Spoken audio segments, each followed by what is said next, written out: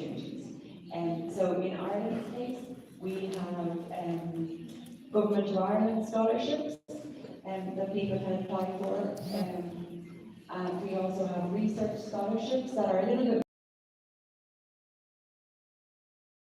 And then also we have very good and growing links between Irish universities and higher education institutions and Kenya. And we are very, very open to good students coming from Kenya to study in Ireland. Obviously, we're English speaking, but also Ireland has a very good, strong education system, particularly at third level. But for us in the embassy, to have good people-to-people links, to have Kenyan students going over to study in Ireland, hopefully to enjoy it, to have a good time, but then to come back to Kenya. That means we will be building all the time on those kind of the historical links that we have had, but it's the links for the future. So we're very committed to encouraging education, and we have information about the various schemes, and we're happy to share them. So that the information is here in the university. But maybe one of the questions that was mentioned at the very beginning was, why would we come here to Maasai Mara University? And I think there's a number of reasons for that. I mean, we're based in Nairobi. I'm here with Erin and Naomi, two of my colleagues from the embassy. But no more than if a Kenyan person came to Ireland and stayed in Dublin, in our capital city, they would get one view of Ireland, but they wouldn't get a full view of what Ireland is. So I think it's very important as an ambassador, wherever we're posted, that we don't just stay in the capital city, that we get out and we see the countryside, that we see the regions, and that we get to meet and engage with people beyond Nairobi. So for me, that's in a way why we're here. Also, why do we come to universities? Because youth engagement is really important to us. We know that Kenya is a country with a huge youth population. So it's really important for us as we learn about this country and as we see how we can engage with it and how we can partner with Kenya into the future. It's really important that we know what the youth are looking for. What kind of Kenya are they looking for? What's important to people in this room? And then that also helps us shape our partnerships as we look to the future, to shape where we give our funding. And it's not just about funding, it's also about initiatives we can support, people we can meet, things we can convene, messages that we can convey back to our leadership and in international fora. And then in particular, why Maasai Mara University, I think it's really wonderful that the university has been open to host us, so we thank you for that. But I think Maasai Mara University is very well placed, particularly on issues of climate change and climate justice and environment and biodiversity that we think are important. So we're really delighted to be here for that reason, and also to learn more from you about the Maasai culture, to learn more about again what you think is important, and to see for ourselves the strength of the Maasai culture and the work that we're doing here at the university and as students to protect that culture, because we know, I mean, in Ireland we also have traditional cultures of music and dance and poetry.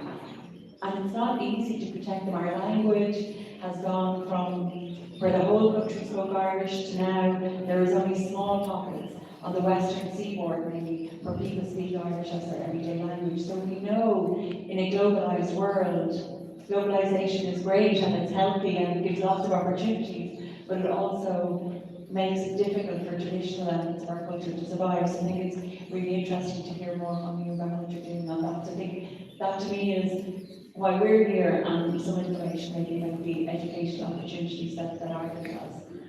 Thank you very much for that elaborate explanation. I think right now I can go to Professor Waniola, and we have had, just take the microphone.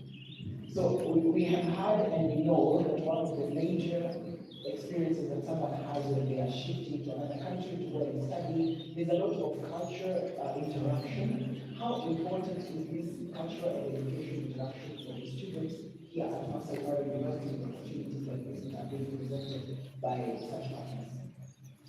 Thank you for the question.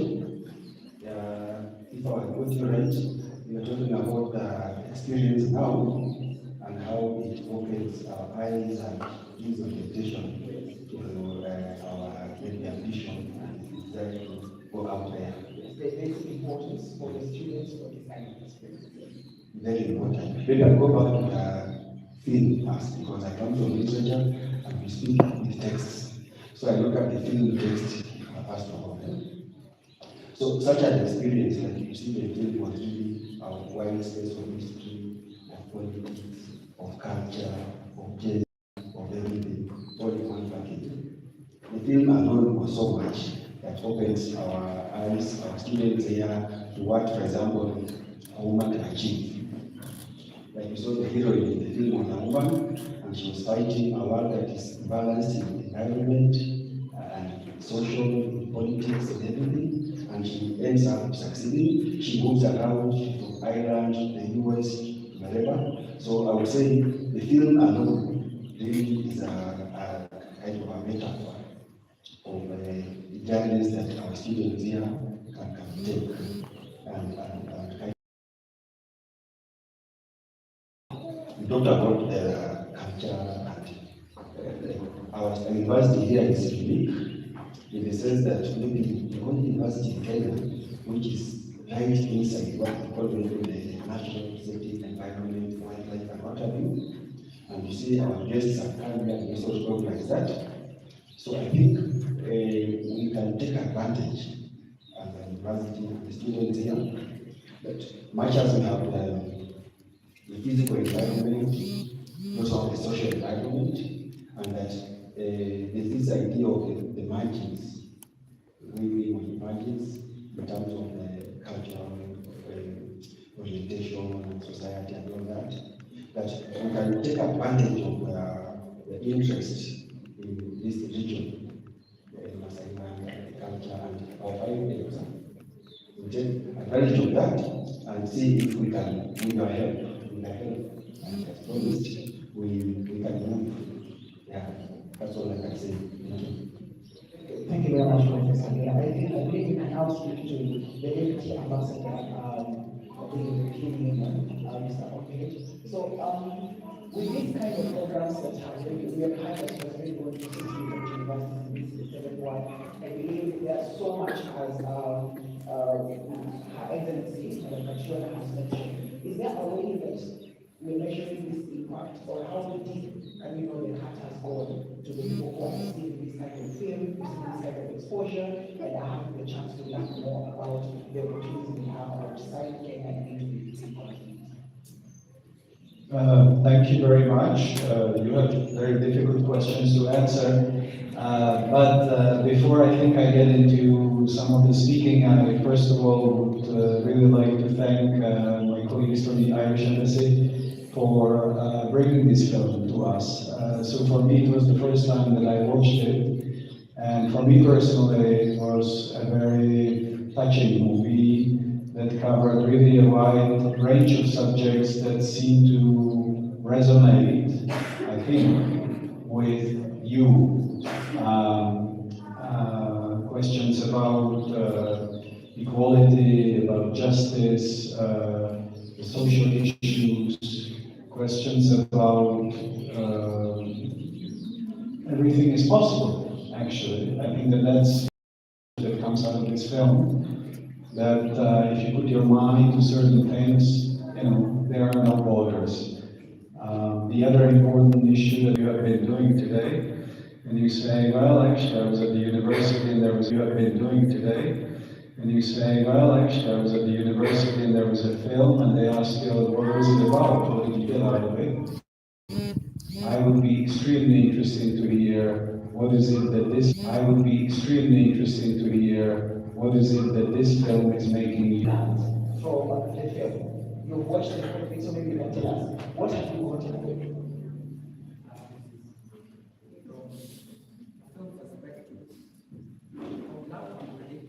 But that's sadly not my nature. But from this documentary,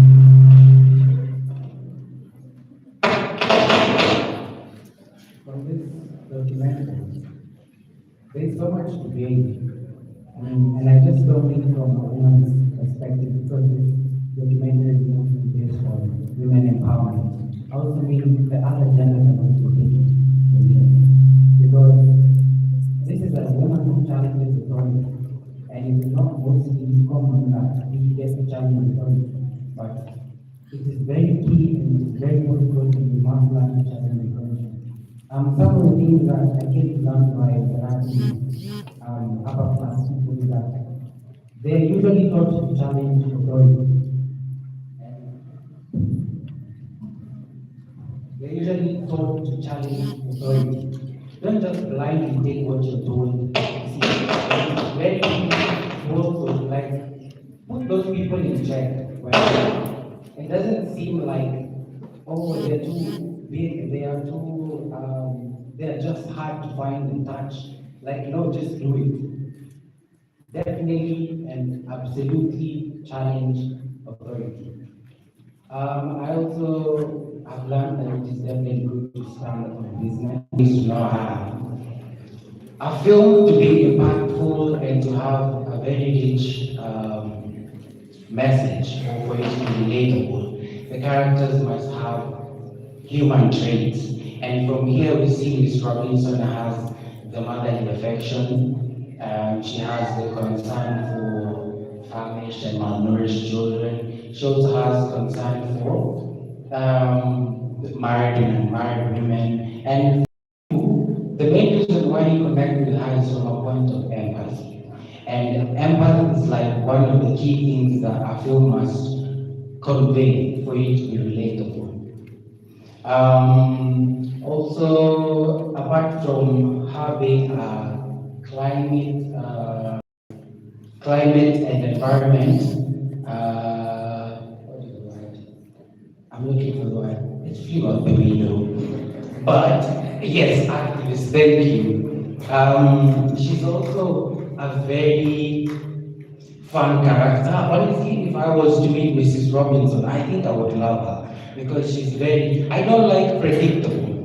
And I myself am not predictable. Like most of my friends will know that, and most of them will know that by interacting with me, I am not predictable. So having a personality that is relatable to all of us, and that God complex, and that that feeling where you're drawn, the charisma is so rich. I mean, that is also something that, apart from her being, knowing that she was a real person and it's not an alter ego that she adopted personality, she's an amazing person. And it is so sad that I didn't get to meet Mrs. Robinson, but I definitely know there are many other personalities like that, and I would definitely love to be involved with. Apart from that, what else can you learn from a film? I think I'm done. Let me just say I'm done. Until I find anything else, I am done at the moment. Thank you so much, Captain. I believe we've seen that rich response from Captain on how we're taking up the film. I believe right now we can open up the questions to. I believe there are several people who want to ask questions. Maybe we can start from here at the front. Yes, we can start with Mr. Victor. You can ask a question and then you just start with the introduction, your name and who you are, and then who you direct your question to.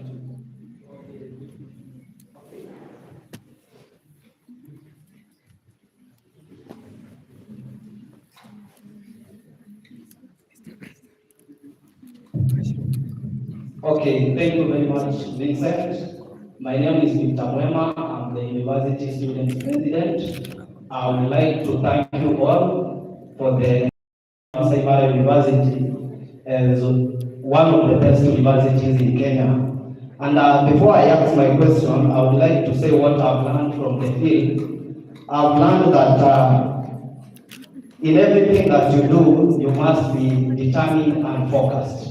Sometimes you have to do what you feel is the best for you, regardless of what people might say about it. Now my question goes to the Deputy Ambassador, European Union. regarding the scholarship that the EU offers to African students, are they focused on specific field of study, or are they diverse and open across different disciplines? Thank you. Thank you. Very much. If you can have another question, we can take 3 or 4, and then they can be responded to. We can distribute to the different side. If you do have a question, just raise your hand and we can send it to you.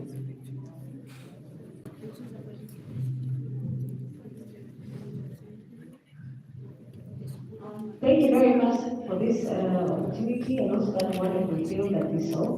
I'm Dr. Charity Fernando from the School of Natural Resource. I'd like to direct my question to the Irish ambassador.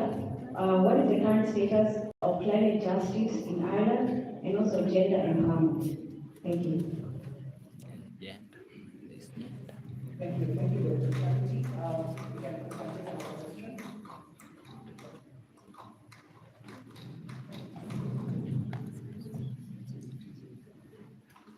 My name is Ruba Isaac, I'm a third-year student.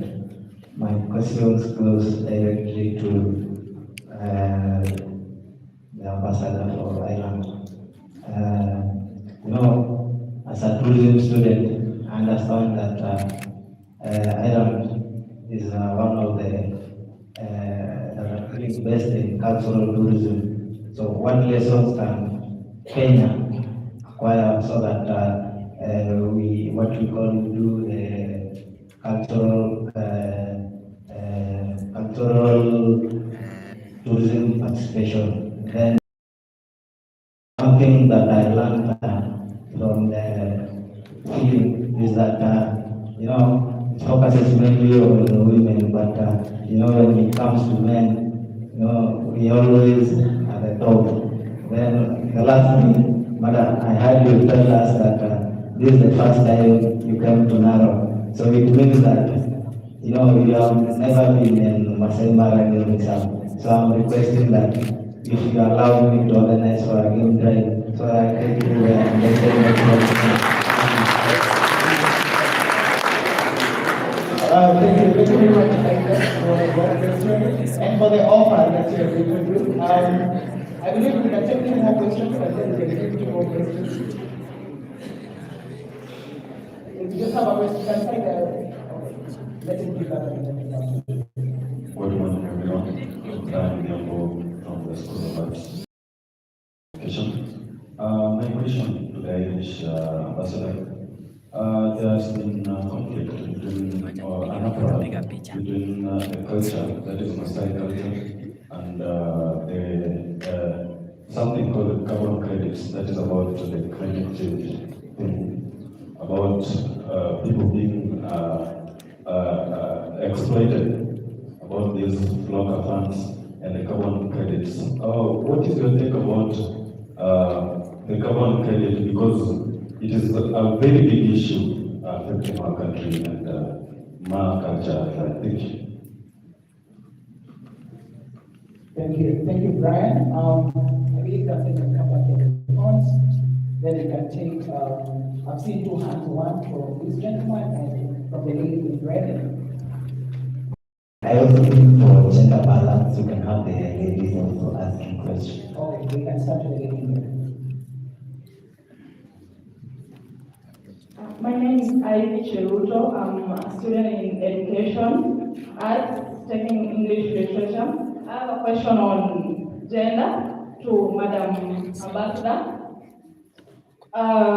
Here in Narok, there are things that we're fighting like early marriages and female circumcision. Are there programs in the union that are helping fight this? And could we engage as people here in Narok? Thank you. Thank you, Ivy. Is that all from that?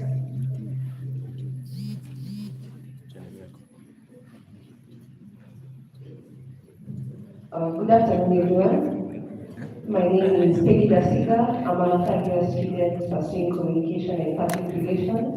And I'd like to direct my question to any panelist who feels they would love to answer this question. As I was watching the film, I think the importance of feminist values was really brought out to me. And I think this film will also concur that feminism has a bad rep in Kenya. And and a question that I've been asked by a lot of new colleagues that I feel not to have the capacity to answer is that there have been a lot of programs where we are told ladies are to be given more priority in applying for those opportunities. So my question is, and the question I'm usually asked, and I have a really hard time answering, is what about us men? So how do we demystify, even as we are growing towards a state of gender equality, equity, how do we circle back and see that none of us is left behind? Thank you. Because you can first look at the BBC and then you can.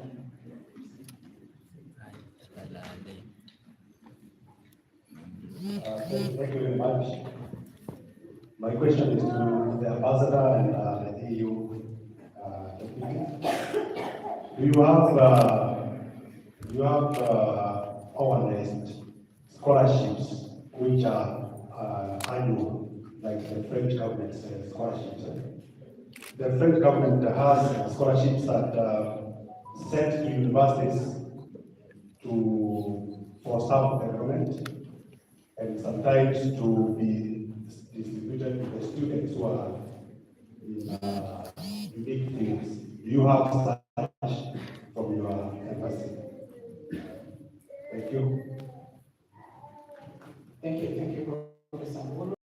I believe consent is at your discretion. How many questions? I've been asked. Okay.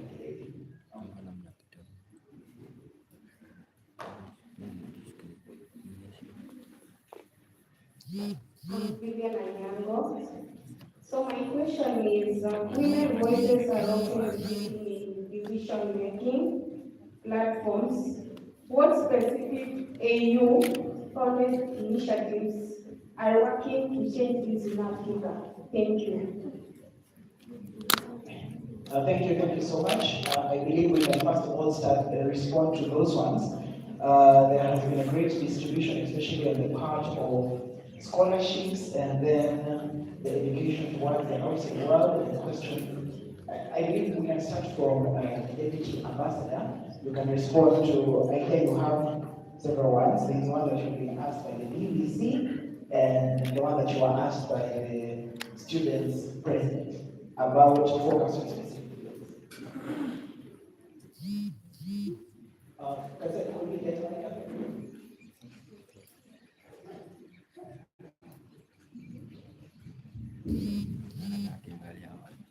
Thank you very much. So I will try to touch on a few of these things that were raised. Thank you very much for the questions and also for the comments about the film. It's interesting to hear. Sometimes it's not easy to answer immediately, to give, I mean, we have one of the panelists that gave quite a deep, I think, interpretation both of the content, but also the technical aspects of making the film. But of course, sometimes it takes a little bit of time, and maybe certain things come to you later, and I hope that that will be also in your case. Now, let me just mention on the scholarships. Indeed, I think that the opportunities that we have under the European Union and also through the individual member states of the European Union, they are annual, they're repetitive. When I talk just about the European Union, then we have the first program, which is always interesting for people, is what we call the Joint Master's Degree Program. And that means that you yourself choose the area in which you want to do your master's degree. And you make an application, And there are European universities that are providing those degrees, and you have to do the degree at least in 2 different European universities. So the master's programs are usually for 2 years, and you may do the first year, let's say, in Paris, and second year in Dublin, for example. Now, there is a very large selection of the programs. It's sort of a database, and so you have to browse through that, and you choose your subjects, and you choose your academic institutions that you want to go to, and then you have to put the papers together and make an application. This is an annual call with a deadline, I think, around February, if I'm not mistaken, but in any case, colleagues will be able to give you the details. So that is a fully paid scholarship by the EU. Then we have, of course, with the member states, they provide their own national scholarships programs. I already mentioned Hungary that does 200 scholarships per year.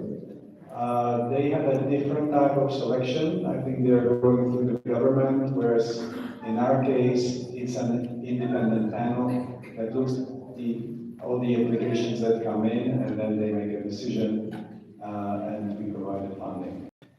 France, I think, is working with certain universities, and is the universities that are somehow managing that program. Germany also has your vice chancellor is the alumnus of the German Academic Mobility Program. So they also have a very large number of scholarships. And both France and Germany have dedicated offices in Nairobi that are open. You can come in there, ask the questions, get all the advice. They actually also help a little bit with the application process. If you are interested in these options, and then again, look at Study in Europe, and you can look at Erasmus+. There you will get a lot of information with your child. I think in other countries we try to advocate for a similar system. So we believe that that system that we have in Europe is a positive one, it's bringing change. It's positive not only from the rights perspective, but also from the economic perspective. There's no point in having half of the population being at home and then the other one working. I think what we are trying to say is that the opportunities also means better economic growth, and that's a good thing for the whole country. So we do some promotion around these things. Also in Kenya, we run some projects. We have these type of debates. We engage with the government. We have a dialogue. But it is, of course, at the decision of any other country how they shape their future. I mean, we try to bring the model in, but that's all we can do. Now, just one small mention on the carbon credits. I think somebody asked, of course, that was a question to you. But I think for us, this is again an interesting, very interesting area. Originally, we established a carbon credit market in the context of the European Union. When we started talking about the green transition, climate change, reduction of the greenhouse gas emissions, we established a system that was supposed to push the private operators towards the use of better technologies that are reducing the climate impact. And so what did we do? We created, in a way, a market where the guys that are polluting a lot would have to offset that pollution by contributing financially. They would have to buy certain numbers of permits, if you like, that were traded. And the guys that are not polluting, are under-polluting, if you like, they could be selling those. And so we sort of put it on this quite a complicated element. But of course, the price of these credits has also changed over the time, because we didn't want to have the polluters just continuing to spend on that. We wanted them to change the technology. So over a certain time, the credits would become more expensive than investing into the technology, and that's the objective. Now, of course, that has been now scaled up to the global level, and it creates a lot of opportunities for countries such as Kenya, which is having a very small carbon footprint. We do have already some intergovernmental agreements between some of the countries of the European Union and Kenya, where the countries from the European Union are able to invest money in Kenya or pay in a way to offset their carbon footprint, and the money is then being used for development initiatives in Kenya. And it's sort of coming to, it's all across, but it's looking, for example, also at specific sectors, such as maritime transport. I don't want to bore you with this in detail, but this, again, maritime transportation, Kenya is now joining the International Maritime Organization, or is trying to be re-elected into the council. So we'll have a say about what is happening in this world in maritime transport. And in that context of that organization, we're now trying to push for carbon credits in maritime. So there is less diesel going to be used on the boats, and there are some other more climate-friendly fuels that could be used. That could be, again, produced in Kenya. So all these things, I guess, it's a very boring and long speech, but all these things are sort of connected, and Kenya plays an important role. So what you're studying here in the university, when it comes to climate issues, you may be the people that in 10, 15 years will be shaping the policy that's going to affect the whole planet. Thank you so much. I believe we respond to the questions that were directed to you on gender, on building up on carbon credit and climate change, and the offer of tourism by Mr. Isaac. Well, thanks Andre for addressing some of those issues. So maybe to Dr. Charity from the Natural Resources Department. I think you asked about climate justice and gender empowerment. I suppose on climate justice, maybe two elements. One, to say that we do try to make sure that gender empowerment is threaded through our climate action, and we included that we give funding and support for training and participation of women in big climate conversations like COP. So it's not enough to say that women should be represented, but actually you need to make sure that women are empowered to properly represent, and I think they are at this stage. There's really, really good women advocates, but also that they're assisted to actually get there and get in the right room. So we do that. And then more broadly, we're in the process, we've doubled our climate finance.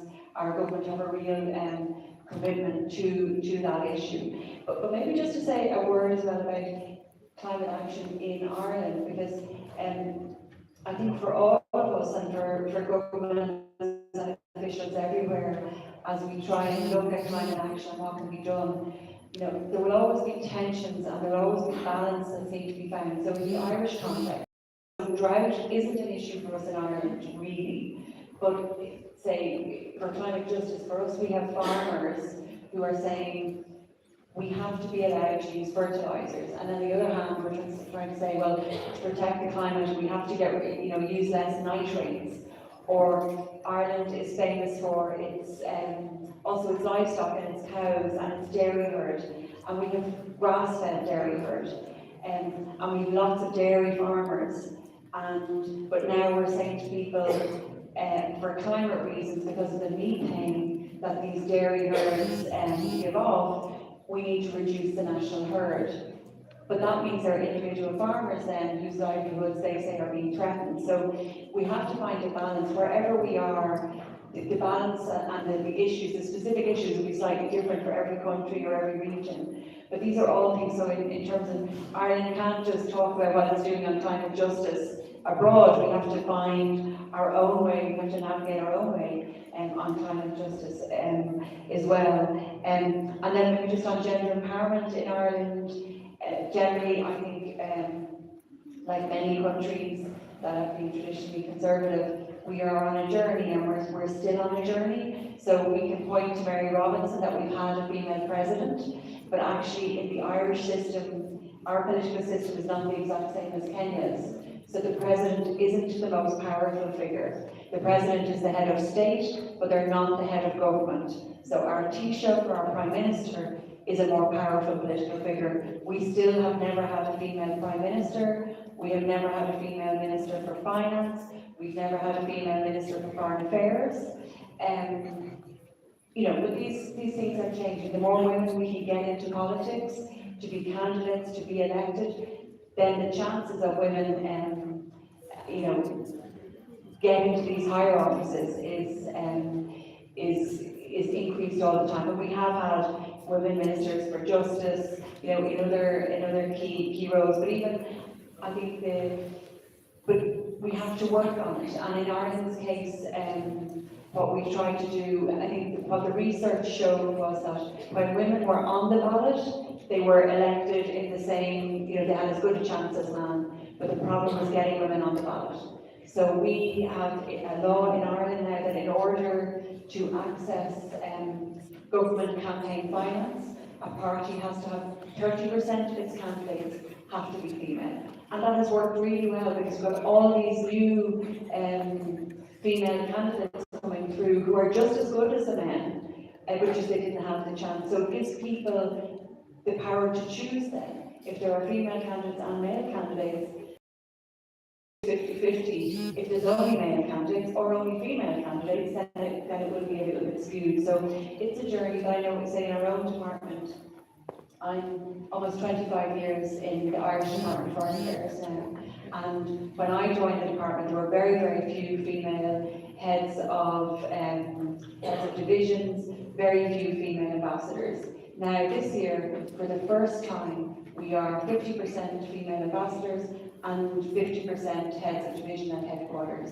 But that has taken commitment and effort, by women and by the men of the department. And I think that came out in someone else's question as well, about how do we ensure that, the empowerment of women isn't seen as a negative thing for men, or isn't seen, we need conversations that bring women and men together and explaining these issues and talk about these issues. And I think Andre made a very good point about the economic argument of having female empowerment. We don't just want women to be in jobs or at the table for the sake of it. We want them there because we think decisions are better when there is diversity of thought, diversity of perspective around the table. You're more likely to think of all the things that need to be thought of or to address all of the issues. Whereas if everyone is the same, and I don't just mean if it is all men, it also means it is all, people from private schools or people from one area. They won't see the whole issue. Whereas if you have diversity of thought and diversity of opinion, that we believe leads to better decision making. But it can't be at the exclusion of men. And I think involving men and young boys and teenage boys in particular in the conversations about respect for women, about diversity of decision making, I think is really, really important, and that's something that we're very committed to. But I think that leads into a question that the Lady in Red over here, and Lady in Red is a very famous Irish song, so I say that nicely, the Lady in Red, about maybe what the EU and European countries have done about issues affecting women like early marriage. In Ireland, early marriage, was an issue a long, long time ago, but it isn't something that we've had to address more recently in general. But I know, say, on FGM, the EU here has done an awful lot of work with a quite a successful campaign, working with local partners to try and support them in their work and protecting girls from FGM. I think that's something that's very important. And also in Ireland, FGM was never an issue when Ireland was, I suppose, a kind of a more traditional place where Irish people went abroad to get work and nobody came to Ireland for work. But as that has changed, as Ireland has become a more developed economy, and we have more immigration. We have to look at that, so now we have laws around FGM to try and protect those in our immigrant communities in particular, protection there. But again, in Ireland, you know, look, domestic violence is still a problem. It has reduced. It's less of a problem than I think it is in Kenya. But we still need to work at it all the time. And there has to be, again, vocal commitment from men in leadership, I think in particular, to be able to show younger men what good male leadership looks like, and that it doesn't include violence towards women. But again, that's a work in progress for everyone, I think, all over the EU. That's a work in progress, but again, I think it speaks to this idea of making sure that we're on the professor's question about staff scholarships. On the Irish scholarships, we don't have things that are specifically geared towards staff rather than master's students. But our research scholarships, they could be a way where a member of staff who has a particular element of research or wants to go on to do a PhD might be able to look at, but they are quite specific compared to the other more general Government of Ireland scholarships. And the question from Vivian here, I think it was, about women's voices in decision-making platforms in the AU in particular, and that is something, women, peace and security is an important agenda for Ireland. It's the 25th anniversary this year of the UN resolution on women, peace and security. We're looking forward to being involved in some celebrations of that later year. But we also fund into the Women, Peace and Security Office in the African Union precisely for that reason, to try and get women's voices into peace and security discussions at African Union level. And we do that again, not because we want to have a woman ticking a box sitting at a table. We do that because from our own experience with Ireland's peace process, and I don't know how much you've heard about Ireland's history and our past and the division of the island, and we had a terrorist campaign, we had, and then ultimately we had a peace process. Thankfully, we probably had peace since most of you, since when you were born. But I remember when we had real difficulties on the island of Ireland, and you will see some of it in the film where Mary Robinson went to Belfast in Northern Ireland. But in that peace process, the voices of women were crucial, and at times, when key parties and the men from key parties weren't speaking to each other and weren't able, for whatever reason, to find a way through, we know that the Women's Coalition were able to keep talking to everybody and keep doing back channels and keep the peace process moving. And also they were key to represent communities, not just the political parties, not just what do the political parties want in a peace process, but what do the communities want? On the ground, what does peace look like for communities? So through our own experience in Ireland, we know that women's voices were crucial in our peace process. And we're very committed then to trying to ensure that women's voices are involved in peace processes and peace building, whether that's at local level in communities, or that's at country level, or even at region level in the AU. So Erin, my colleague here, she leads on our gender empowerment on our women, peace and security work. So I don't know, Erin, if you want to add anything to that, or maybe if you come up again, if people have more detailed questions on that, maybe Erin is the person to talk to. I think between us we've answered nearly everything, or hopefully everything. But thank you for the interesting questions, and it's also really informative, I think, for Andre and myself to hear the questions, to hear what are you interested in about our work and about how we partner with Kenya and with the African Union. So thank you all for those really interesting questions. Well, thank you so much. I believe before we get to the closing remarks, we can have Professor Waliola. We have had some topics being talked about. Oh, okay.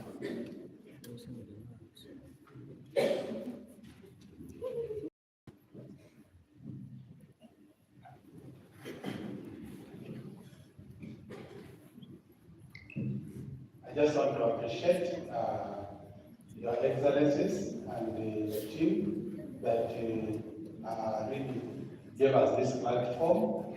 We really appreciate it as a university. I'm Professor Marcus. I'm in charge of academic and science affairs, and mine is going to be brief. I watched this film. This is my third time now watching the film. The first time I watched it in Harvard,